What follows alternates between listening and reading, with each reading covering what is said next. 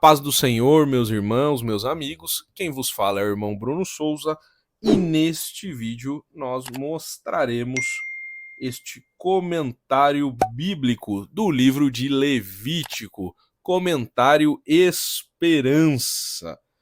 Um comentário publicado pela editora Esperança. Para quem não sabe, a editora Esperança tem um Novo Testamento inteiro, aquele do peixinho, né, todo azul, e ela está lançando os comentários do Antigo Testamento. Atualmente já foram lançados do livro de Gênesis em 2 volumes, Êxodo, Salmos também em 2 volumes e também de Isaías, do profeta Isaías, em 2 volumes. E este daqui é o mais novo lançamento, que é o livro de Levítico, o comentário Esperança do livro de Levítico.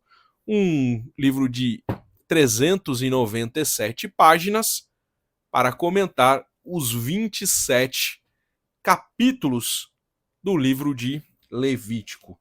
E este comentário foi escrito por Gerhard Meyer. Vamos ver um pouquinho mais em detalhes este comentário de Levítico. Está aqui o sumário, né? Olha aqui, este comentário, meus irmãos, olha que como nós estamos atrasados, né? Em obras literárias, em comentários bíblicos. Este comentário ele foi originalmente escrito em 1994. 1994 e agora a primeira edição, agora em 2023. Então, praticamente 30 anos, né? 29 anos aí para chegar a este comentário em português, né? Para termos a tradução deste comentário. Aqui está o sumário, meus irmãos, orientações para os leitores do comentário Esperança, transliteração, índice de abreviaturas da coleção, prefácio e aqui começamos a introdução. Para quem já possui esses comentários, sabe que a introdução dos comentários Esperança são muito boas. É uma introdução bem completa. Eu gosto bastante. Eu tenho aqui o Novo Testamento completo e os livros já lançados do Antigo Testamento. E aí aqui, na parte B, começa propriamente dito o comentário, a partir da página 45. Então, da página 19 até a página 44, nós temos a introdução. Então, são 24 páginas, né? 25 páginas aí de introdução, que vai falar sobre o nome do livro, resumo do conteúdo, autor e época da redação, a consistência do livro e o problema das fontes, posição no cânon e no texto, característica teológica, o pano de fundo da história das religiões, o relacionamento com o Novo Testamento, sobre a história exegética. Então aqui é a introdução e aí depois são os comentários. Ok? Vou passar aqui. Se os irmãos quiserem pausar o vídeo para estar lendo aqui, mas aí são os comentários dos 27 capítulos que compõem o livro de Levítico. Terceiro livro da Bíblia, Gênesis, Êxodo, Levítico. Aqui são as orientações para os leitores, né, do comentário Esperança. Transliteração, índice de abreviaturas da coleção. Os irmãos, a capa, só esqueci de falar, né? A capa desse material, ó, com o tempo, se não encapar, essa capa aqui não é tão boa não.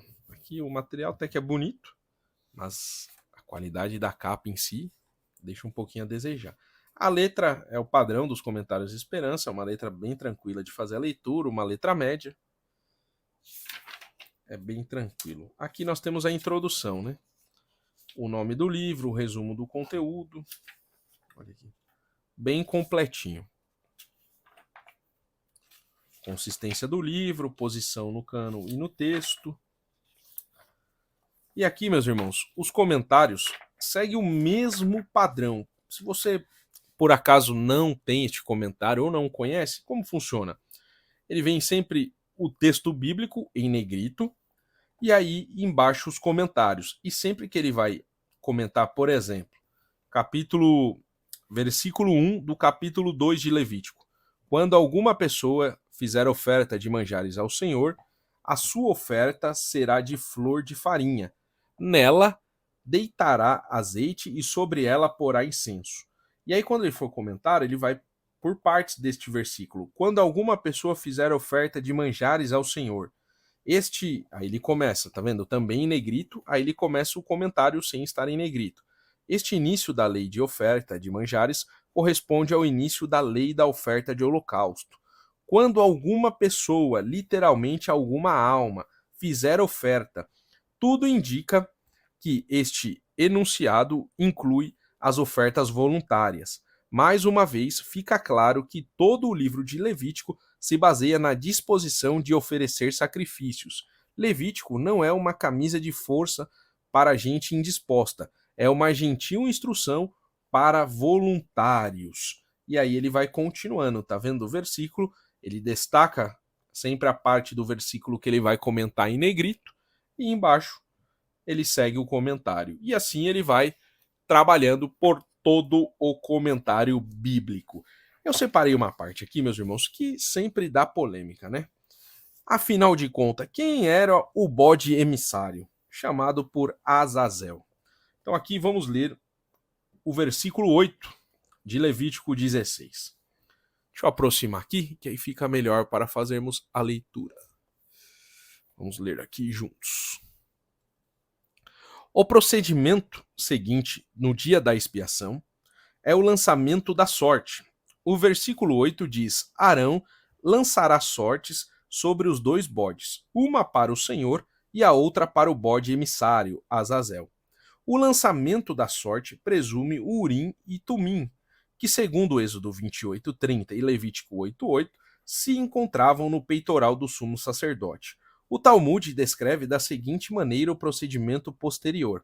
Sortes, em uma estava escrito para Jeová, na outra para Azazel. Qualquer material serviria para isto, tanto madeira quanto pedra e também metal. Então ele rapidamente põe a mão na urna, extrai as duas sortes em ambas as mãos, sobre o nome dos dois bodes e abre as mãos. Depois depõe as duas sortes sobre os dois bodes, o da direita sobre aquele à sua direita e o da esquerda sobre aquele à sua esquerda. No lançamento de sorte, deixa eu subir aqui mais um pouquinho. No lançamento da sorte surge a pergunta: quem é Azazel? A Bíblia grega traduz bode, que escapa. A Nova Bíblia de Jerusalém e outras falam de um demônio que, segundo imaginavam os antigos hebreus e cananeus, morava no deserto. Joséfo cala-se sobre o nome Azazel e apenas diz que sua missão era o afastamento, apotropismo, provavelmente dos efeitos do pecado. Ocasionalmente, se interpreta o nome hebraico Azazel como o que se apresenta poderosamente ou Deus atrevido.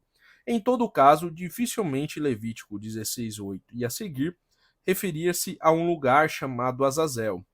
Deve-se tratar antes de um adversário pessoal de Deus. Esta interpretação é confirmada pela literatura exegética judaica do período de aproximadamente 200 a.C. a 100 depois de Cristo.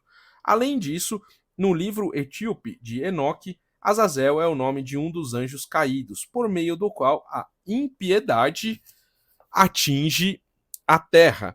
No entanto, até hoje não sabemos nada mais exato sobre esta misteriosa figura. Tentaremos então uma explicação no versículo 22. Até seitas, né? E muitas pessoas creem que o bode emissário, né, Azazel, era oferecido a Satanás. E a Bíblia não fala isso, meus irmãos. Não fala isso. Vamos lá para o versículo 22 para vermos o que ele fala. Vamos pegar aqui. 21. Aqui, 22. Eu tinha pulado.